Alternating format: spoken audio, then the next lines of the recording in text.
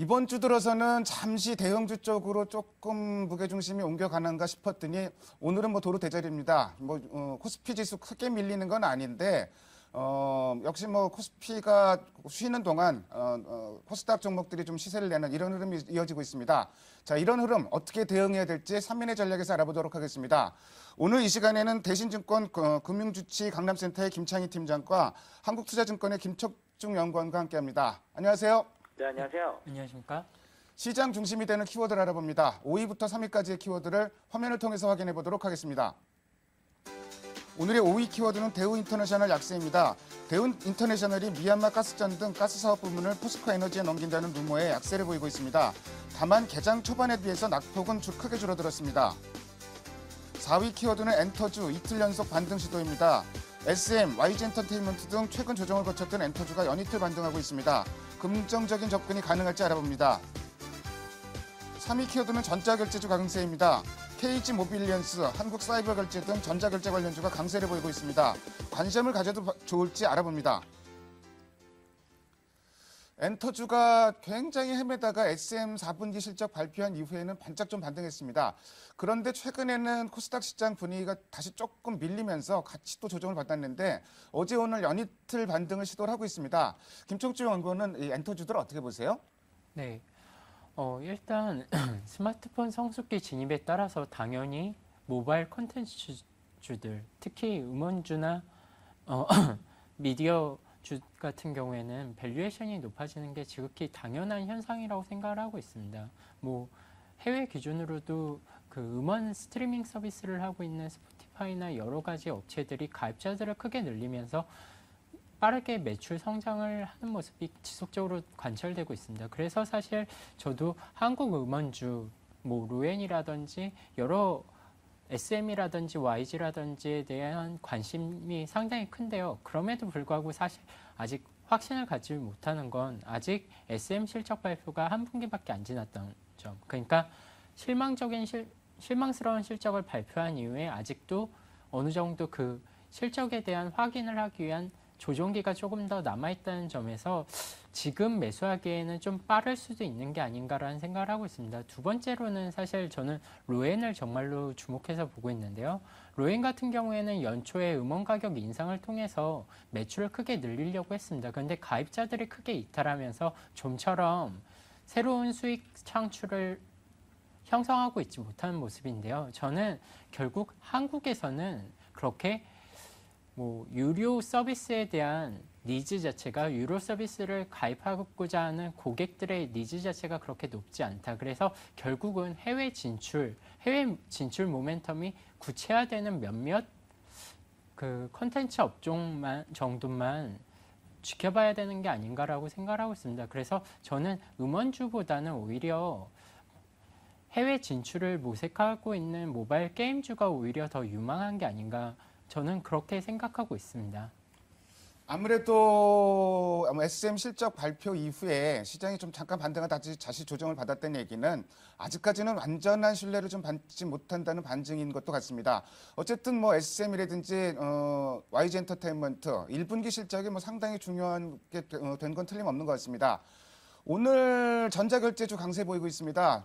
인터넷 쇼핑 여전히 고성장세를 보이고 있다고 하는데 그러다 보니 스마트폰으로 결제하는 수요는 따라서 늘어날 수밖에 없는 상황이고요. 산업 자체는 좀 유망한 것 같은데 여기 관련된 종목들 지금 계속 긍정적으로 접근해도 좋을지 이런 거에 대한 판단도 좀 필요할 것 같습니다. 김창희 팀장은 어떻게 보세요? 네, 인터넷 결제 관련된 종목들 그동안 작년부터 해서 굉장히 흐름이 괜찮은 상황이었고, 단기적인 조정을 거쳐서 다시 한번 또 재상승하고 있는 국면이 아닌가 생각됩니다. 2023년 카르테 아시아 태평양 최대 스마트 지불 결제 전시회가 홍콩에서 27일하고 28일 날 이틀에 걸쳐서 열리는데요. 120개 업체가 참가를 하고 이번 전시회 같은 경우에는 90%가 중국, 홍콩 등 아시아 쪽에서 참가를 하게 됩니다. 따라서 최근에 이제 출품 품목을 보게 되면 전자상거래 결제 솔루션의 전반적인 비전을 제시하고 있는 상황입니다. 스마트 카드를 포함해서 비접촉 기술 NFC 그리고 결제 솔루션, 전자거래, 사용자 인증이라던가 신원 확인 등 다양한 분야에서 접근성이 굉장히 좀 부각이 되고 있는 상황이 아닌가 생각이 됩니다. 따라서 다시 한번 좀 강세로 돌아설 그런 전자결제주에 대한 강세로 돌아설 가능성들이 점쳐지고 있는 상황이고요.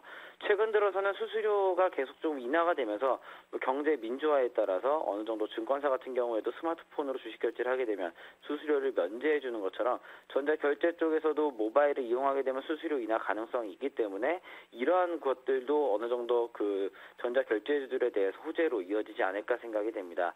그래서 따라서 최근에 이제 최대 시장으로 불거지고 있는 중국 시장에서 어느 정도 국내 업체들에 대한 그 선점 효과들이 나오지 않을까라고 조심스럽게 예상을 해볼 수 있을 것 같고요. 계속되는 내용이지만 모바일 그 스마트폰에 대한 그 보급이 굉장히 확대가 되고 중국이라던가 특히 아시아 쪽 이머징 마켓에서 굉장히 확대가 되면서 전자결제주들에 대한 그 수요는 점점 더 늘어날 것으로 예상을 하고 있는 상황입니다. 따라서 관련된 종목들은 꾸준하게 지속적으로 체크를 해봐야 될 것 같고요. 특히 다날 같이 이제 좀 미국이라든가 이런 쪽으로도 진출을 하고 있는 글로벌적으로 어느 정도 성공해서 그 비즈니스 모델이 인정받는 그런 회사들에 대해서도 관심 가져야 되지 않을까 생각이 됩니다. 그리고 KG 이니시스 같이 삼성과 관련해서 모바일 원래 서비스를 4월 달부터 시행한다라고 나왔었는데요. 그런 서비스들이 실질적으로 어느 정도 파급 효과가 날지 올해 상반기 좀 지켜봐야 되지 않을까 생각이 됩니다.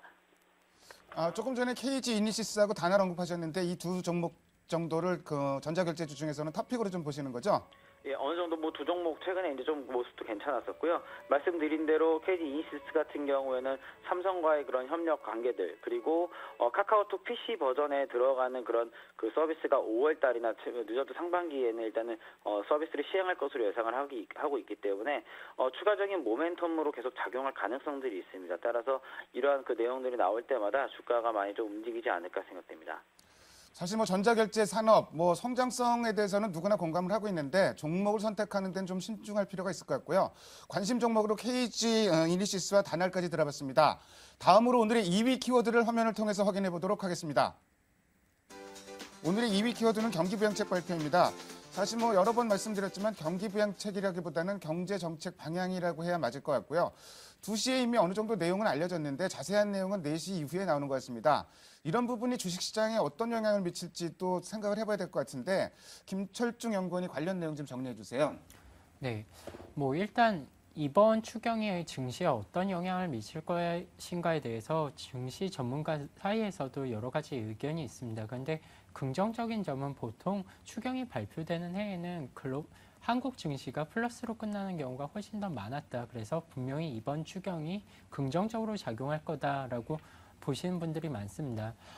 가장 최근에 있었던 추경은 09년에 있었던 추경인데요. 추경 규모가 28조 원 정도였습니다. 그러니까 2013년 추경이 10조 원이 된다라고 할지라도 09년 추경 규모 28조 원에는 크게 하회할 것으로 예상되고 있습니다. 그런데 한 가지 긍정적인 점은 09년 같은 경우에는 추경 28조 원 중에 재정 지출 증가분은 17조 원 정도에 불과했습니다. 결국 나머지 11조 원 정도는 그 세수를 적게 걷어들였기 때문에 어쩔 수 없이 지출한 비용 정도로 이해하시면 될 것 같고요. 그러면 실질적으로 지출한 게 17조 원밖에 없었음에도 불구하고 나름대로 경기가 탄력적으로 반응했다. 거기에다가 증시도 큰 폭으로 올랐다라고 생각하시면 될 것 같습니다. 마찬가지로 이번에 10조 원 정도 재정 지출을 증가하는 모습이 나타난다면 그러니까 10조 원의 추가 경정이 정말로 효과적으로 사용된다라고 보면 GDP 성장률이 0.6% 상향되면서 증시에도 분명히 긍정적으로 작용할 거다. 저는 그런 부분들이 외국인 투자자의 매매 패턴도 바꿀 수 있을 것으로 그렇게 판단하고 있습니다. 자, 오늘 4월 달에 기준금리가 인하될 것이다 이런 기대감이 또 굉장히 높아지면서 그런 얘기들이 돌고 있는데 그 배경은 뭔가요? 네, 결국 3월 달에도 기준금리를 인하할 거라고 얘기는 했었는데요. 그런데도 불구하고 아직 내각이 출범하지 않은 상황에서 그러니까 정권의 경제정책 방향이 결정되지 않은 상황에서 선제적으로 한국은행이 기준금리를 인하할 수는 없다라는 점이 부각되면서 기준금리를 동결하는 모습을 보였었습니다. 그런데 이번에 추가 경정 예산으로 10조 원을 편성을 하든 6조 원을 편성을 하든 분명히 경기 부양 쪽으로 정부가 정책 방향을 바꾸는 게 확인이 되고 있고요. 그거에 따라서 결국 한국은행이 호응해서 정책 공조를 위해서 4월부터 기준금리를 인하할 거다라는 기대가 높아지고 있습니다. 저희 한국투자증권 채권 애널리스트 분께서는 이번 연에 50bp 인하, 그러니까 4월뿐만이 아니라 한 차례 더 인하하는 모습을 보여줄 거라고 얘기를 하고 있고요. 결국 그렇게 되면 기준금리 자체가 큰 폭으로 하락하면서 2.25%까지 하락하면서 경기 부양이나 뭐 가계 부채가 많은 가구들에게 소득을 늘려주는 효과, 그거에 따라서 소비를 늘리는 여유를 줄 수 있을 것으로 그렇게 판단하고 있습니다. 경기 부양책, 정부 정책, 경제 정책 방향이 뭐 얼마나 시장에 단기적으로 뭐 긍정적인 영향을 미칠지는 뭐 누구도 예측하기는 어렵습니다. 그렇지만 중장기적으로 봐서 뭐 호재인 건 좀 분명한 것 같고요. 자, 유럽 쪽에서는 또 시끄러운 소리가 하나 들렸습니다. 이탈리아 연정 구성에 실패했다는 얘기인데 사실 지난번 총선 결과를 놓고선 이미 다 예상을 했던 바이기도 합니다. 그래서 연정이 구성이 쉽지 않고 다시 조기 총선이 일어날 것이다 이렇게 예상들 했었는데 그래서 뭐 혹자는 또 이렇게 얘기를 합니다. 악재가 아니라 뭐 잡음 정도다. 그래서 뭐 시장에 전혀 악재는 아닐 것이다 이렇게들 얘기는 하는데 김창희 팀장은 어떻게 보십니까? 네, 일단 뭐 어제 그 유럽에서 이탈리아 연정이 실패했다라는 얘기들이 나오면서 미국 증시도 좀 어느 정도 조정을 받았고요. 뭐 최근에 이제 키프로스 관련해서 구제금융도 어느 정도 합의했다라는 내용들이 나오면서 유럽 증시가 그나마 좀 안정이 된 것이 아니냐라는 얘기들이 좀 나왔었는데요. 이탈리아가 재선거 가능성에 대해서 정치권이 불안이 어느 정도 좀 심화되고 있는 상황이기 때문에 여기에 대해서 좀 단기적으로는 좀 악재로 작용하지 않을까 생각이 됩니다. 뭐 지난 2월 말에 열린 뭐 이탈리아 총선 이후에 뭐 연립정부의 구성애들이 연달아 실패를 하면서 정치권에 대한 공백이 길어질 수 있다는 우려가 지금 지속적으로 나오고 있고요.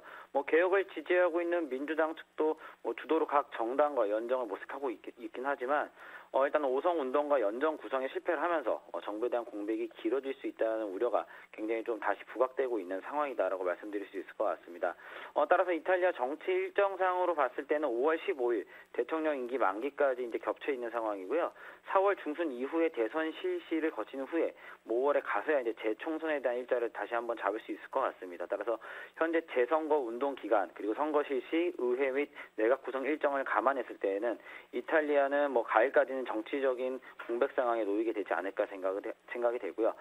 따라서 뭐 정치적 공백 상황이 금융권에 미칠 수 있는 영향으로 가장 먼저 생각해 볼 수 있는 문제들이 뭐 국제 신평사들의 신용등급 하향 관련된 이슈가 있지 않을까 생각이 됩니다.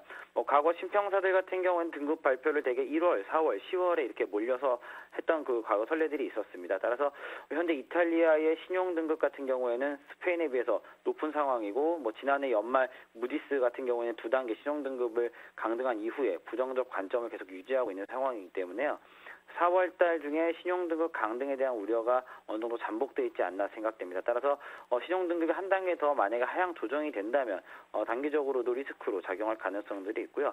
그리고 두 번째로 살펴볼 수 있을 만한 게 4월 달 중에 이탈리아가 대규모 국채 만기가 도래하고 있습니다. 따라서 2013년도 국채 만기가 규모가 8월에는 520유로로 가장 많이 몰려 있고요. 두 번째로 4월에 476유로가 몰려 있는 상황입니다. 그래서 4월 중에 이탈리아를 제외하고도 뭐 스페인을 비롯해서 미국 등 국채 만기가 몰려있는 상황이기 때문에 여기에 대한 리스크도 어느 정도 한번 단기적으로 부각될 가능성이 충분히 있지 않나 생각됩니다. 뭐 각국의 국채 만기를 앞두고 차환 발행 규모가 높아질 것으로 일단 예상이 되고 있는 상황이기 때문에 뭐 이탈리아에 대한 정치적 불안이 지속될 경우에는 상대적으로 이탈리아 국채 수요가 부진하면서 입찰 부진이라던가 그리고 국채 수익률에 대한 상승으로 이어질 가능성들이 있지 않나 생각이 됩니다. 따라서 이탈리아가 지난밤에 이제 3년 만기 국채 입찰 수요에서 수요 부진의 당초 목표치에 미달할 것으로 일단은 예상이 되면서 금리가 상승했다고 볼 수 있을 것 같고요. 뭐 이런 것들이 어느 정도는 단기적인 리스크로 작용을 하게 되면 국내 증시에도 어느 정도 부정적으로 영향을 미칠 수 있지 않을까 생각이 됩니다. 따라서 뭐 종합해보면 이탈리아 이슈 같은 경우에는 결론적으로는 정치적 공백이 국채 시장에 어떤 영향을 미칠 수 있을 것인가에 대해서 지속적으로 모니터링을 해야 되지 않을까 생각이 되고요.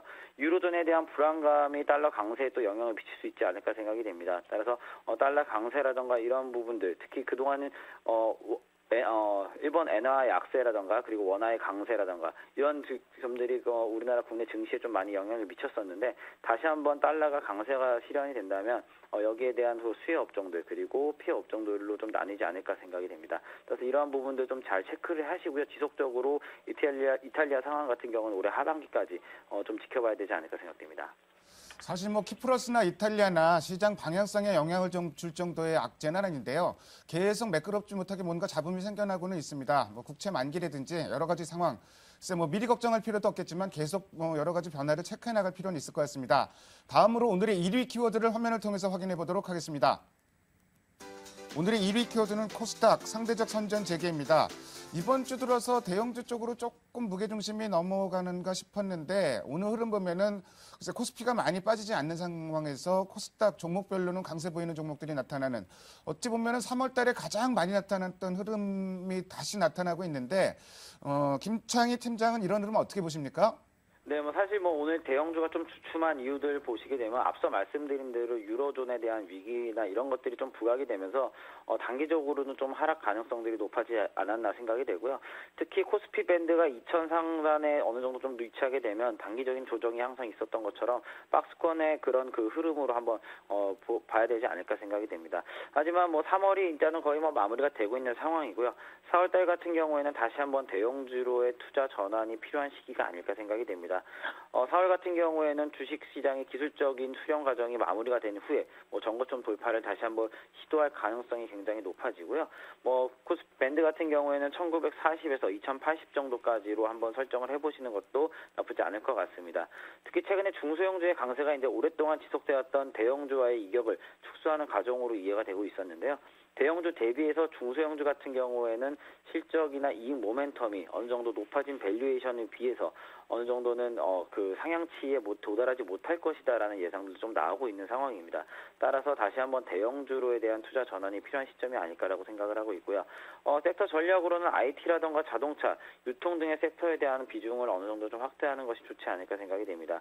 특히 IT 같은 경우는 최근에 반도체라던가 스마트폰이 어느 정도 강세를 좀 보이고 있는 상황이고요. 아직까지는 그런 기대감들이 좀 남아있는 상황이 아닐까 생각이 됩니다. 그리고 그 가전, TV라던가 PC 등의 수요도 점진적으로 좀 회복이 되고 있는 상황이기 때문에 대형 IT주들에 대한 그런 그 기대감이 아직까지는 살아있다라고 말씀드릴 수 있을 것 같고요. 뭐 자동차 같은 경우도 추세적으로는 시장을 아웃퍼폼하기에는 아직까지는 굉장히 좀 어려운 부분이지만 엔저 현상에 주춤되면서 단기적으로는 뭐 기술적 반등이 나올 수 있는 구간이 되지 않을까라고 생각을 하고 있습니다. 그리고 유통 같은 경우에도 전년도 기저효과와 비용 슬림화로 외형 성장에 따른 이익 모멘텀이 좀 확대될 것으로 기대를 하고 있는 상황이기 때문에 대형주 전략은 IT, 자동차, 유통 섹터 등으로 좀 어느 정도 단기적인 매매가 필요한 시점이 아닌가 생각됩니다. 자, 이제 뭐 내일이면은 3월 시장이 마무리가 됩니다. 김철중 의견은 4월 시장 중요 변수 뭘로 보고 계세요? 네. 저희는 일단 그 코스피 같은 경우에는 상당히 갇힌 박스권이 될 것으로 생각하고 있습니다. 박스권을 상향 돌파하면서 올라갈 만한 구체적인 모멘텀도 부족하고 또 반대로 급락으로 이끌 만한 급락 요인도 없는 상황이다 정도로 생각을 하고 있는데요.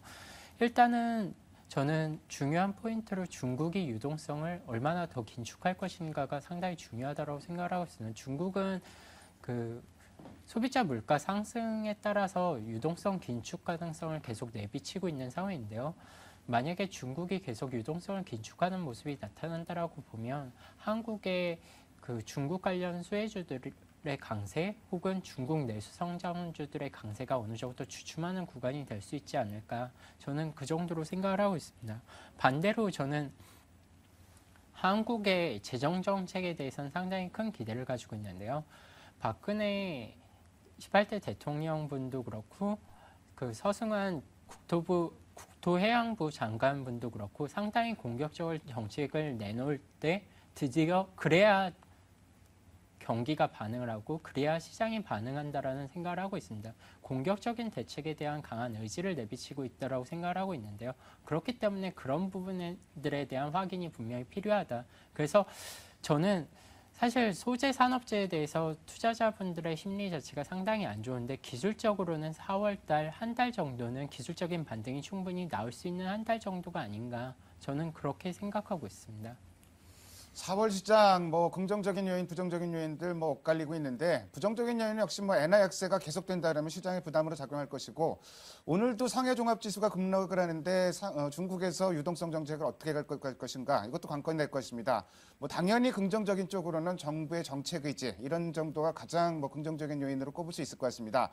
지금까지 5가지 키워드를 통해서 오늘 시장의 흐름을 살펴봤습니다. 두 분 말씀 잘 들었습니다. 감사합니다. 네, 감사합니다. 수고하셨습니다.